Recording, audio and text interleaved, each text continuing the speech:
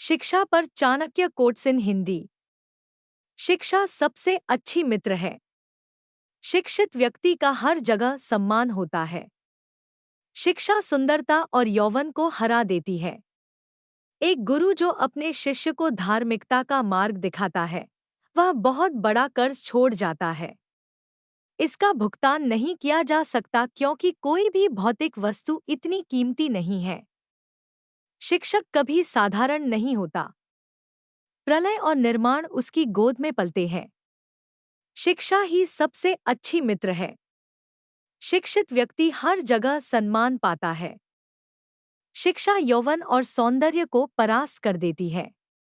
एक अशिक्षित व्यक्ति का जीवन कुत्ते की पूंछ के तरह ही बेकार है, जो न तो उसके पिछवाड़े को रक्षित करता है, न ही कीड़ों के काटने से बचाता है। वे, जिनके ज्ञान पुस्तकों तक ही सीमित है और जिनके धन दूसरों के कब्जे में है, वो आवश्यकता होने पर भी दोनों में से किसी का उपयोग नहीं कर पाते। एक अशिक्षित व्यक्ति, चाहे वह कितना भी अच्छा क्यों न हो या वह किसी भी परिवार का क्यों न हो, वह उस फूल की तरह बेकार है जिसमें रंग तो है पर सुगंध नहीं। जिस तरह एक माँ अपने बच्चे की रक्षा करती है, उसी तरह ज्ञान एक व्यक्ति को कठिन परिस्थितियों में बचाता है। यहाँ तक कि सबसे प्रतिकूल समय में भी एक ज्ञानी व्यक्ति अपनी बुद्धि के माध्यम से सब कुछ संभाल सकता है और अपने लिए रास्ता बना सकता है। परिवार की स्थिति और शारीरिक सुंदरता किसी के व्यक्तित्व के लिए कोई मायने नहीं रखती है और उन्हें कभी आराम नहीं देना चाहिए। शिक्षा ही व्यक्ति के व्यक्तित्व में शक्ति, चरित्र, ज्ञान और गुणों का गुणगान करती है। रिश्तों पर चाणक्य कोट्स इन हिंदी। जिस प्रकार एक दर्पण मनुष्य के चेहरे को दर्शाता है, उसी प्रकार उसके व्यक्तित्व की झलक उसके मित्रों की पसंद में दिखाई देती है।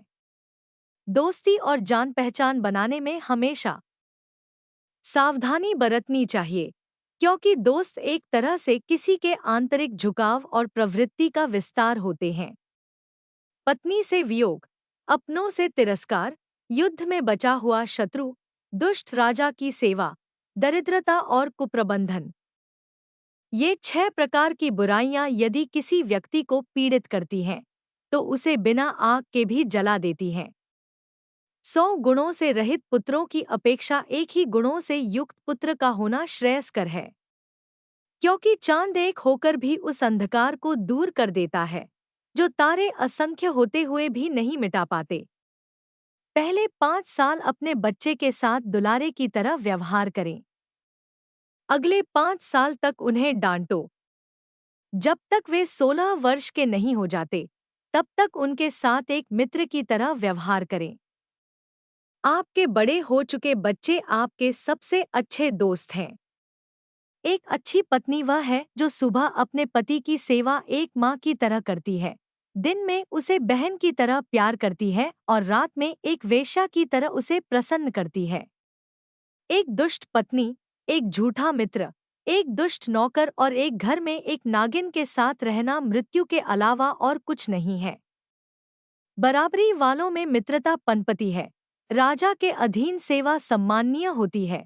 सार्वजनिक व्यवहार में व्यवसायी होना अच्छा होता है और एक सुंदर महिला अपने घर में सुरक्षित रहती है। जिस प्रकार सुगंधित पुष्पों से लदा वृक्ष सारे वन में सुगंध फैलाता है, इसी प्रकार एक योग्य पुत्र पूरे परिवार, समुदाय और देश का नाम रोशन करता है। जिसका पुत्र उसका आज्ञाकारी है, जिसकी पत्नी का आचरण उसकी इच्छा के अनुरूप है और जो अपने धन से संतुष्ट है, उसका स्वर्ग यहीं पृथ्वी पर है। बुरे साथी पर भरोसा न करें और न ही साधारण मित्र पर भी भरोसा करें, क्योंकि अगर वह आपसे नाराज हो जाए तो वह आपके सारे राज खोल सकता है। चाणक्य नीति की बातें। भगवान लकड़ी या पत्थर या मिट्टी की मूर्तियों में नहीं रहते हैं। उनका वास हमारी भावनाओं में, हमारे विचारों में है। यह केवल इस भावना से है कि हम इन मूर्तियों में भगवान को विद्यमान मानते हैं। शिक्षा सबसे अच्छी मित्र है। शिक्षित व्यक्ति का हर जगह सम्मान होता है। शिक्षा सुंदरता और यौवन को हरा देती है। एक बार जब आप किसी चीज पर काम करना शुरू कर देते हैं, तो असफलता से डरो मत और इसे मत छोड़ो।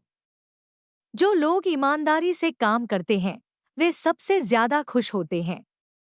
धन, मित्र, पत्नी और राज्य तो वापस मिल सकता है, लेकिन यह शरीर खो जाने पर फिर कभी प्राप्त नहीं हो सकता। विनम्रता आत्मनियंत्रण के मूल में है।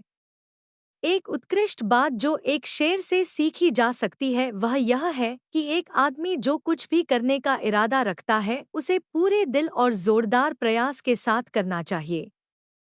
जिस तरह एक सूखा पेड़ आग लगने पर पूरे जंगल को जला देता है, उसी तरह एक दुष्ट पुत्र पूरे परिवार को नष्ट कर देता है। सांप के दांत में, मक्खी के मुंह में और बिच्छू के डंक में जहर होता है, परंतु ये दुष्टर उससे तृप्त होता है। भाषण की पवित्रता, मन की, इंद्रियों की और एक दयालु हृदय की आवश्यकता होती है, जो दिव्य मंच पर उठने की इच्छा रखता है। फूलों की सुगंध हवा की दिशा में ही फैलती है, लेकिन एक व्यक्ति की अच्छाई हर दिशा में फैलती है।